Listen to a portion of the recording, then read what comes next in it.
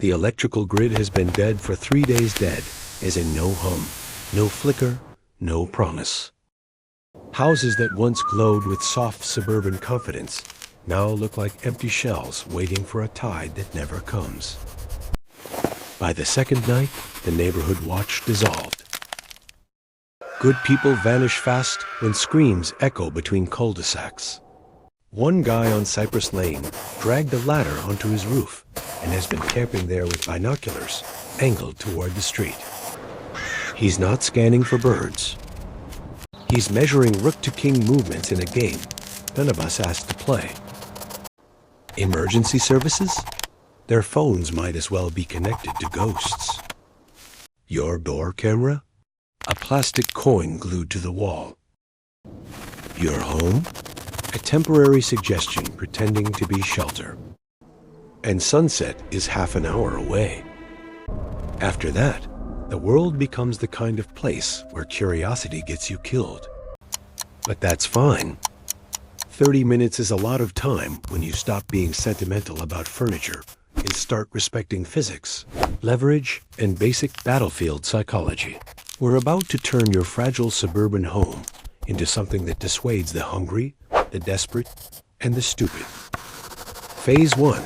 Your front door deserves a spine transplant. Let's start with the lie every homeowner believes. This is a common misconception, My front creating a door false is sense of solid. security. It's not. The door itself might weigh enough to bruise your shoulder, but the only thing stopping a motivated intruder is a handful of screws so small they could be swallowed by a Roomba. A determined kick delivers upwards of 1,200 newtons of force. That's more than enough to rip out those tiny screws and send your door flying inward like a cartoon gag. The problem isn't the lock, it's the microscopic hardware anchoring the lock to decorative trim. So here's your first upgrade. Grab the longest screws you own. 3-inch, 4-inch, the kind meant for structural lumber, not kitchen cabinets. Pull out the toy screws from the strike plate and hinges. Replace them with the long metal monsters and drill until you feel resistance that isn't the trim. It's the load-bearing studs behind it. Now the door isn't attached to decoration. It's fused to the skeleton of the house. Then brace it. Take a wooden dowel, a broom handle, a busted trekking pole, angle it from the doorknob to the floor.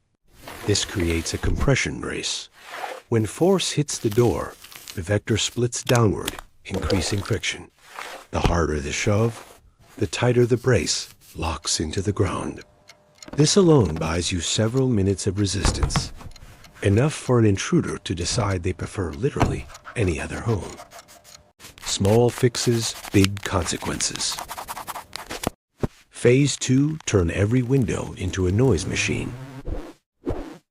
Windows have one job: fail loudly. Never trust them to stop a person. So we enhance them. Strip long lines of duct tape across every ground floor pane. Build a lattice grid tight enough to reinforce the glass, loose enough not to deform the window frame. When someone hits taped glass, it doesn't spray shards. It clings together, forcing the intruder to wrestle with a sticky, jagged sheet of misery. Then barricade from the inside. Slide heavy object stressors, shelves, the stationary bike you stopped pretending to use against the window section. If they break through, they meet 200 pounds of stubborn immobility. Close the curtains. Predators hate acting without information. Mystery is more dangerous than any gun. Scientific note: your goal is not to stop entry, it's to slow it enough to break the intruder's timeline.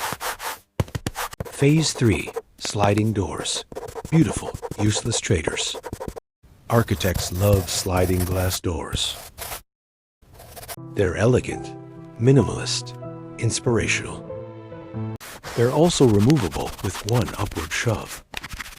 We fix that. Cut a wooden stick or metal bar to fit snugly in the track. This prevents lateral movement. Then drill a downward angled hole through the sliding door frame and into the stationary segment. Drop a steel pin or thick bolt through the hole. Now the door isn't moving in any direction without power tools. If you want to be petty in pettiness, is a survival skill coat the outside handle with oil, soap, or expired mayonnaise. Phase 4. The garage. Your home's most easygoing trader. Most people think their garage door is a wall. In reality, it's a flexible metal smile that can be opened with a wire hook if you know where to aim. The emergency release cord hanging from your opener? That's a built-in invitation. Anyone slipping a hanger through the top seam can snag it and pop the door open. Solution. Zip tie the emergency release to its guide rail. Use several ties. You can break them in a true emergency, but a stranger can't break them with a $5 hanger. Next, unplug the opener. Without power, the motor won't unlock. Anyone trying to lift the door must overcome the system's real weight. The sound alone is enough to wake the dead, or at least you. If you have a car, park it inside. A vehicle is an immovable object that doubles as a shield.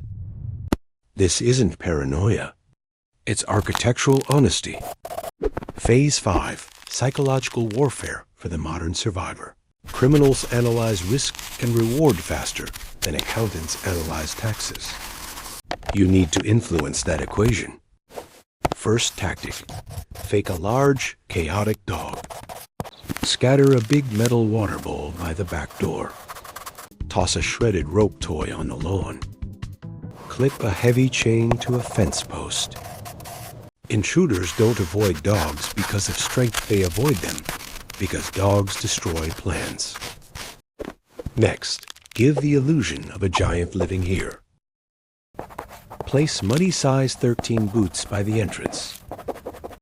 Something that implies, I own a hammer and I know where you live. Then, create auditory presence. Turn on a radio, preferably talk radio. Human voices distort threat calculations. Set random lights on timers. Let them flicker from room to room, as if someone is awake, pacing, thinking violent thoughts. Mid-script break, narrator's survival request. You've stayed with me through busted doors, weaponized duct tape, and philosophy about fake dogs.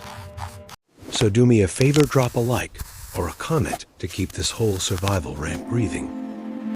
Algorithms are like looters. The only way to survive them is to make noise. I'll write back to fortifying your home before the sun clocks out. Phase 6. Control the ground they walk on. We're turning the terrain around your home into a hostile environment. Dump gravel under windows and along any shadowed path. Gravel is a naturally loud material due to uneven pressure distribution. Every step crushes multiple stones, creating high-frequency pops that travel well indoors. Add thorn-covered plants beneath windows. Roses, thistles, anything evolution designed to say no. String a garden hose across dark areas. Set up a fake motion sensor near the door. Intruders don't know it's fake, and fear of sudden light is surprisingly effective. This is environmental design urban ecology, pointed like a spear. Phase 7. The room that buys you time. Every fortress needs a fallback point. Choose a room most, use a bedroom. Reinforce the door with the same long screws and bracing technique as your front door. The objective: delay, not heroics. Inside, keep a flashlight, water, snacks, a charged phone, and a self-defense tool that won't accidentally hurt the person holding it. Establish a code word for your household. Something ridiculous. Pineapple thunder. Meteor pancake. A phrase nobody will ever shout by accident. When spoken, Everyone heads to the safe room without debate. Here's the scientific backbone of this entire plan. Intruders make calculations. The moment your home demands more than 180 seconds of effort, the risk curve spikes. Noise raises cortisol. Uncertainty increases heart rate. Every unexpected obstacle makes the job feel more like a trap.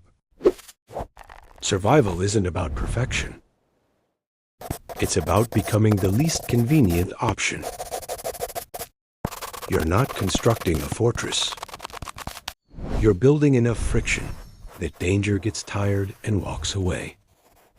Closing. One last thought before the dark gets loud. If this walkthrough helped harden your home, or at least made you rethink the structural honesty of your doors, consider subscribing so the next survival breakdown reaches you before someone else needs it more. Stay alert. Stay irritated. Stay alive.